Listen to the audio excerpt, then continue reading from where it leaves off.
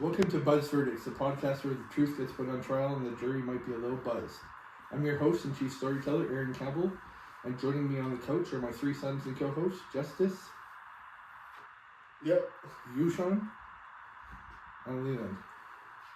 Say hi, Leland. You're always silent. Say something. Talking to the mic.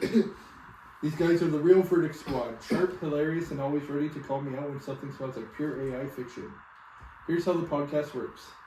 Every episode, I hit them with a wild story about celebrity that could be true, scandalous, outrageous, heartwarming, or just plain bizarre.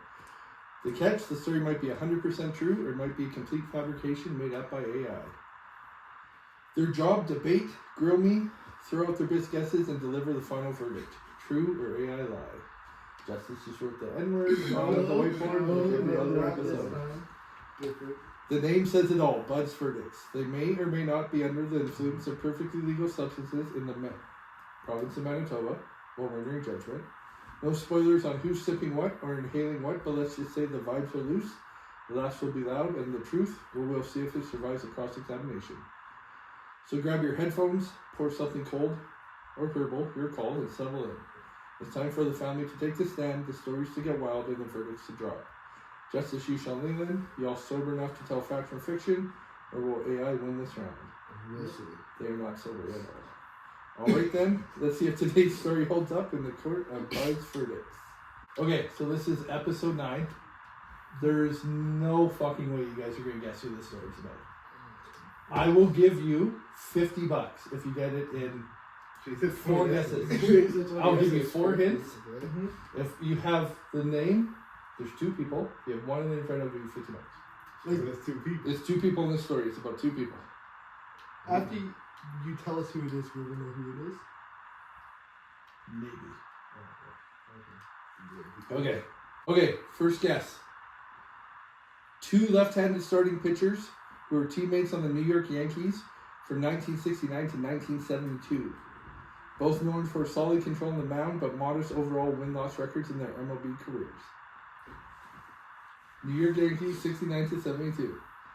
You don't watch football? That's baseball. Baseball. Dumbass. I said baseball. Okay, next guess. A pair of Yankee hurlers, active in the late 60s, early 70s. One had his best season in 1970 with 20 wins and an All-Star nod, while the other struggled consistently with a higher ERA and was later dealt to the Cleveland Indians mid-season 1973. You see the hamster wheels going, there's nothing in there. Okay, third guess. 2 Yankee pitchers who roomed or socialized closely as teammates in the early 1970s, both lefties who threw in the same rotation before their careers diverged. One stayed longer with the Yankees and had better command, the other bounced around in other teams like the Texas Rangers.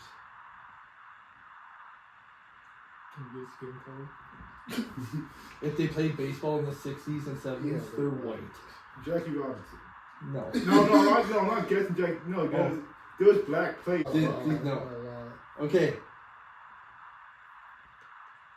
2 left-handed pitchers from 1969 to 1973, teammates with the Yankees, were close teammates during a transitional period for the franchise. One had a longer, more stable career with excellent control. One had a briefer, rockier MLB tenure. And that was an easy guess. We need 2 white players from the Yankees, 1969 to 1973. I don't even know who plays for them now. Yeah. I can't guess. I don't know. I can't. I'm getting used to it. I guess we don't know. Yeah. It's just not Mickey Mantle or Roger Maris or Babe Ruth. I don't know any pitchers. I know it was Babe Ruth. Babe Ruth played in like the Soviets. Okay, no guess. Okay, this is the story of Fritz, Peterson, and Mike Kekich. I think you gotta know a guy named Fritz. Yeah, Fritz, that is so white. Okay. That's so kind of Jones. Okay, the story of these 2 is one of the most infamous and bizarre off-field tales in MLB history, often called the wife swap, involving 2 New York Yankee pitchers in the early 1970s. No, it gets worse than that. Oh no. Fritz Peterson and Mike Kekich were teammates on the Yankees from 1969 onward. Their families became close friends during that time. Peterson was married to Marilyn, and they had 2 sons, Greg and Eric. Kekich was married to Suzanne, and they had 2 daughters, Kristen and Regan. The couple socialized together, including double dates and parties. 60s and 70s parties. Yeah, what when do you're- you know what parties some shit's gonna go down. That's when you pull out the magic bullet blender the next morning to make smoothie. Margaritas. Okay. The arrangement began gradually in 1972. The 4 adults spent time together and feelings developed across the couples. It reportedly started more playfully after party or outings. One account mentions a dinner party and subsequent nights out where they switched riding partners home. Key party. Next morning, the magic bullet. Over time, it evolved into a serious decision to permanently exchange partners. So, like, pump, like, There's more to the story, yeah. Listen. Okay, in the summer of 1972, Peterson began living with Susan Kekich and her 2 daughters. Kekich began living with Marilyn Peterson and her 2 sons. A family They swap? switched. Yeah. Like, Husband's left family, but the kids stayed. yeah. They eat. Yeah. No, they're just teammates. Always on vacation together. Okay. Yeah. Wait, so that means when the other guy was traded, No, they both played for the Yankees. no, so when he got traded later, it's like the Indians or whatever, the whole family had to, and when the other guy got traded to like Texas or something? Well, the same guy that went to the Cleveland also. Okay, there's more to the story. They even swapped family dogs Whoa. and reportedly some household elements. Like the magic bullet. Both Peterson and Kekich later described it as a casual wife swap, but as a life swap or husband trade. Peterson called it a love story that wasn't anything dirty, emphasizing mutual feelings and consent among the adults. The children stayed with their biological mothers. So they're like, your dad just leaves, and Uncle Fritz Moves is now your dad. Yeah, that's like a supposed trade. Yeah, they basically. Okay, the dog. Obviously, they still went on vacations with each other. Oh, Okay, but there's so much more to the story. Oh god, no. During spring training in 1973, the players held separate news conferences to announce the arrangement publicly. It immediately became national headlines with sensational coverage. The story fit era's swinging 70s vibe, but shocked conservative baseball culture. This was back when like baseball wasn't entertainment; it was America's It game. was America's pastime. Yeah. And it was like 1973, so 72, 73, yeah. so still kind of that time in like America where it kind of was still conservative. Yeah. The Yankees organization and the fans were not amused. Both pitchers' performances declined in 1973, and the scandal contributed to the departures from the team. Kekich was traded to the Cleveland Indians in June 1973. Peterson was traded to Cleveland in 1974. I went to being like the teammate after the press conference. Like, you don't know anything. It's like, oh, you know the press conference. What's it about? Well, they traded wives. Wives and dogs. One of the dogs. Yeah. Like, who kept them? You should have just traded one kid for I can Stacy, you get Francis. One had 2 daughters, one had 2 sons. Yeah, that's just One yeah. of the son kids would have started. One son That's true. It is a weird Freudian shit to go on there. So both players' MLB careers rounded down in the mid to late 70s. Peterson finished with 133 wins and 131 loss record over 11 seasons. Kekich had a less distinguished career. Why don't you just imagine like just 2 white guys with mustaches? I know, I can like picture Yeah. swap happening. Yeah, I have like an image in my head of what these 2 guys look like. Like just like white guys with kind of long hair and like those porn statues. Okay, here's Fritz Peterson. Yeah, that's what I was imagining there. Okay, let's pull up the other guy too. So I'm sure if you. This is Mike Kekich. That's Sideburns. yeah, that's exactly what I imagined. You know, like, yeah. So they kind of look alike though. Yeah, maybe when it happened the first time, the wives got confused. Okay. How do you Why are your sideburns a little bit longer? Why is it him? Don't. So Fritz Peterson, born in Chicago, Illinois, February 1942. He died October 19th, 2023 in Minnesota. He served with the Yankees in 1966. His last MLB appearance, 1976 for the Texas Rangers. So he played for the Yankees, the Indians, the Rangers.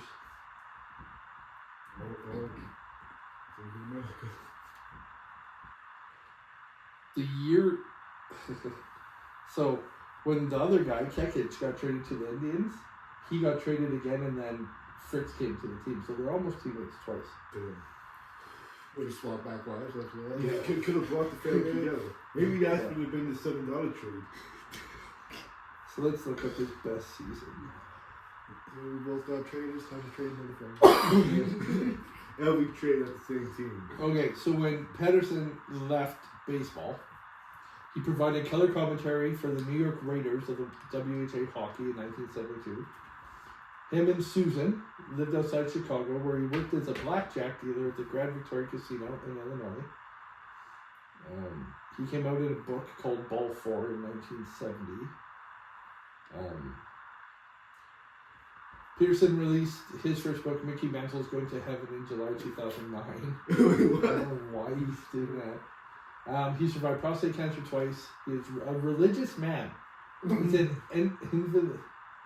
he Mormon? No, Christian. He used to work with the baseball chapel. Known as a practical joker, Peterson was reported popular with his teammates, entertaining them with his elaborate jokes. Oh no, shit, he traded already. In 2018, Peterson revealed in an interview with the New York Post that he had been diagnosed with Alzheimer's disease in 2017. He died at the age of 81 from lung cancer at his home in Winona, Minnesota. So he died October 19, 2023, but his death was not announced until April 12, 2024. He was dead for like 6 months before. So these guys both lives in Minnesota. Well, let's look at the other guy. Yeah. That was Fritz. Let's look at his buddy, Mike. Okay, Mike was born April 2nd, 1945 in San Diego, California. He is still alive. Mm. He has a career record of 39 wins, 51 losses, and 500 strikeouts. He played for the Dodgers, New York Yankees, Cleveland Indians, the Nippon Ham Fighters in the Japanese League, Texas Rangers, and Seattle Mariners. Cool. That's just when real like. Yeah, he was also in Japan for a time. Yeah, he was a left-handed pitcher who moved into the bullpen as a reliever. His last game was in 1977. He attempted his career comeback in the Mexican League, pitched in 79 and 80, but did not return to baseball. He is remarried to a new lady and currently resides in Albuquerque, New Mexico. Yeah. That was just away from the contract. So let's look up the... The only reason why I said it, because have you ever seen the Magic Bullet? I know the commercial. Yeah, you know the commercial, so you know when like they just all just start coming out of the ring. And it's not just the family, it's just random people. Yeah, they're all in pajamas, so he's like, you just know. Okay, New York Yankees in 1969. I'm glad you saw that commercial. Didn't really have any like Hall of Famer players on it. Joe Pepitone, he was a Hall of Famer. Other than that, they didn't really have like a stacked team back then. Mel Stoudemire, his son Todd played for the Blue Jays. Fritz Peterson was the other starting pitcher. The other pitchers in the bullpen was Mike, wife swap. Yeah, they weren't really like a great team in 69, 70. Because I think all like the big Yankees players were done by then. Yeah, that's just a pro in any sport team when like they kind of had the dynasty, then the dynasty goes away. Yeah, like the Yankees have won like the most World Series of like anybody, but I think 69, 70, 71, they were like the top teams. Kind of like the Montreal Canadiens, they were like the dominant teams, and the dynasty went away. And no Canadian team has won Stanley Cup since like 89 or something. Yeah. Yeah, so that's Mike and Fritz. Wife swapping, dog swapping, family swapping, and kid swapping. bullet blender swapping. I've never seen this. You've movie. never seen them? Okay, let's show you after. No, look at me. We got time. My phone's dead. I'll look it up. Yeah, You it's gotta like, see what the fucking bullet blender is. So it's just a magic bullet blend, like it's just to make smoothies. But just the commercial, you will see Yeah, that but- it's a lot more than just smoothies. it's kind of like I can see the commercial. It's kind of like the Folgers cup commercial with Yeah. the sister, but it's like, yeah. I thought bullet blender, and it keeps coming up as magic bullet. Oh, you see, that's what's called a magical blender. I just gotta see what's good like commercial. Bullet blender. It's not better than Ninja Cream. No, it doesn't even pull it up. It It just pulls up the magic bullet blender. I'll have to. I think that's the actual name of it, but I think. I just gotta see what this. That's what the magic bullet is. Yeah. Yeah. So that's all this is. We used to have one. You put it in upside down, you push it down, it turns on. But this is just a commercial. You don't even look right. Can It's just a commercial. It's like a husband and wife. They come out the room, and they're like, "Okay, we're gonna make smoothies." And all of a sudden, a bunch of other random grown people in pajamas start walking out separate parts of the room, and they're all just making smoothies for each other. And that's the commercial. So it's Yeah. like it's a swimming pool. it's basically what it is. The Bullet Express. Oh my! That's what it was called. The Bullet Express. It wasn't a blender back then, it was Bullet Express.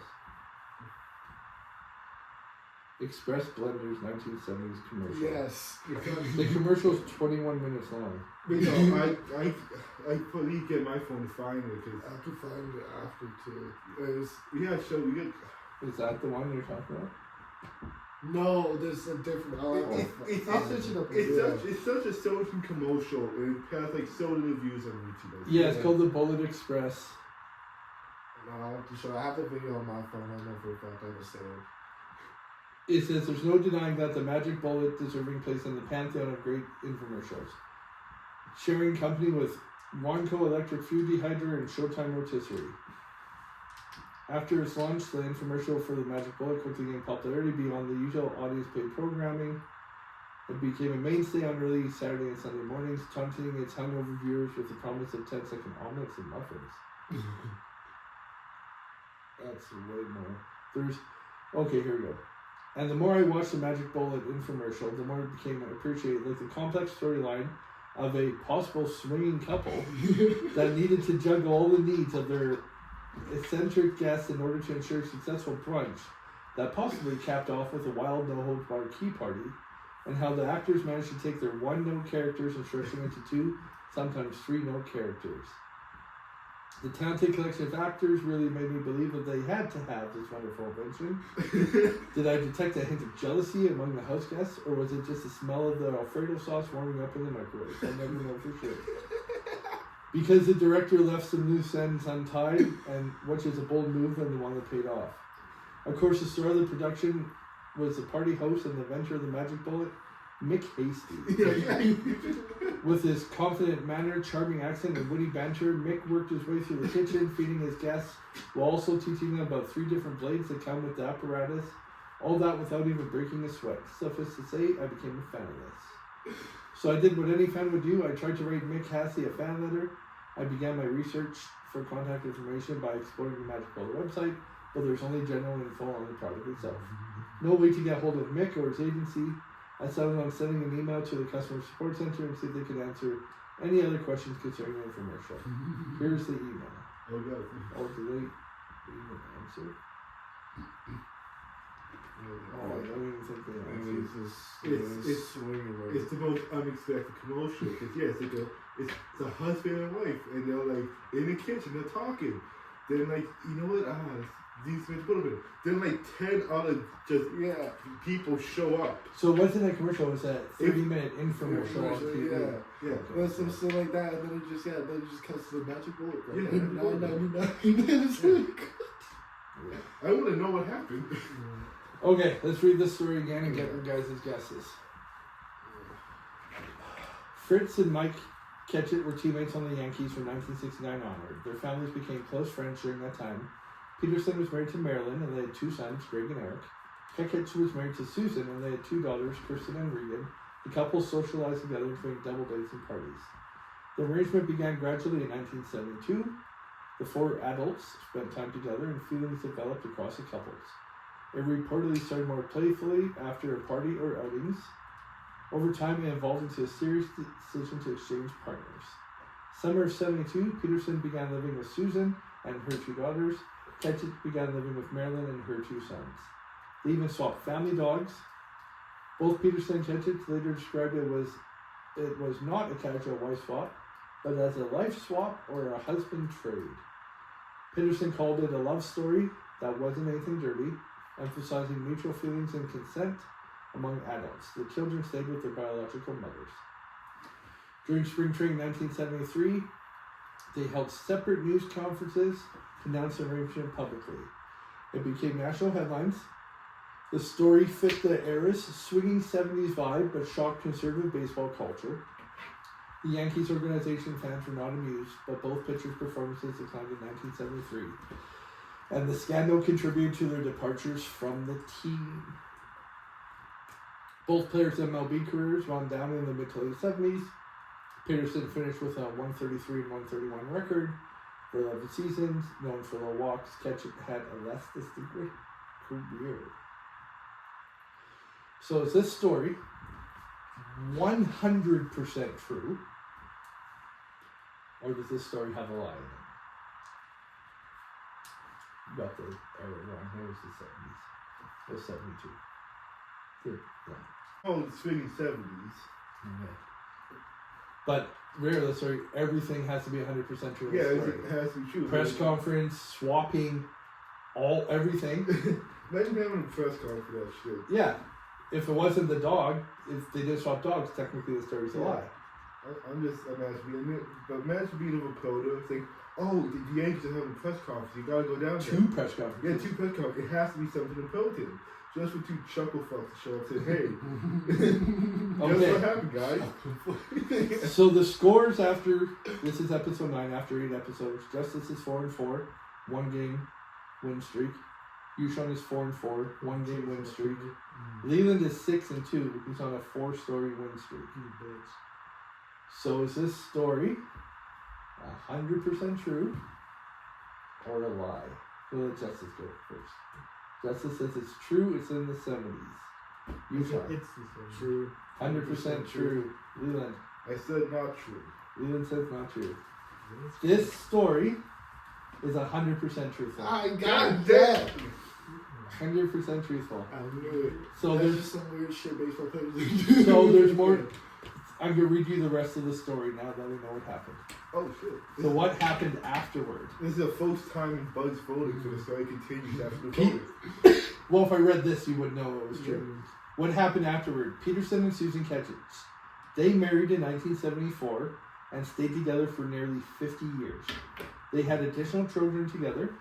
Peterson often spoke positively about this decision later in life, with no major regrets. He passed away in 2024 at age 81 from lung cancer after battling Alzheimer's. Kekich and Marilyn Peterson, their relationship was shorter-lived, ending after just a few months. Really? Kekich later remarried and lived a quieter life, including time in New Mexico. He has reportedly expressed some regret or discomfort during the variety of the story. Damn, dude really lost his life. So Peterson and Susan were married for 50 years until they died. That's... No, okay. How do I say this? If they did it, like, if it wasn't, like, any wife swapping beforehand and they just, like, got divorced and remarried, that would have been, like, you know what, a normal love story. But the fact that they, like, swapped partners before that shit, and, you know, it's like, probably was sitting down at the table with, you know, On vacation. and they used to match a bullet blender, and they're like, you know what, this is such a great sin. Fuck it, let's get divorced. Let's only get divorced. Let's get divorced in the 70s. They didn't get divorced right away. When they swapped, they weren't divorced yet. Really? They swapped partners and then worked on the divorce. And then once the divorce was settled, Peterson and Susan got married again. So they didn't get divorced first. They just literally, on a Monday night, saying, okay, you now go to that house, I go to this house, the dogs and kids stay, and let's go. That's gotta be fucked up for dogs and kids. So like, I'm sure that shit happened all over the place, but nobody has like a press conference. Yeah. Like that's like two of them. How did the Yankees as his organization go? Oh Yeah. Call the media. Let's get them talking. I was like, maybe, you know what? Maybe they lied to the organization. It was like. So nowadays they would have been busted on like TMZ on vacation. Like the New England Patriots head coach got busted with like a reporter at like an adults only resort in Arizona, and they're both married to separate people.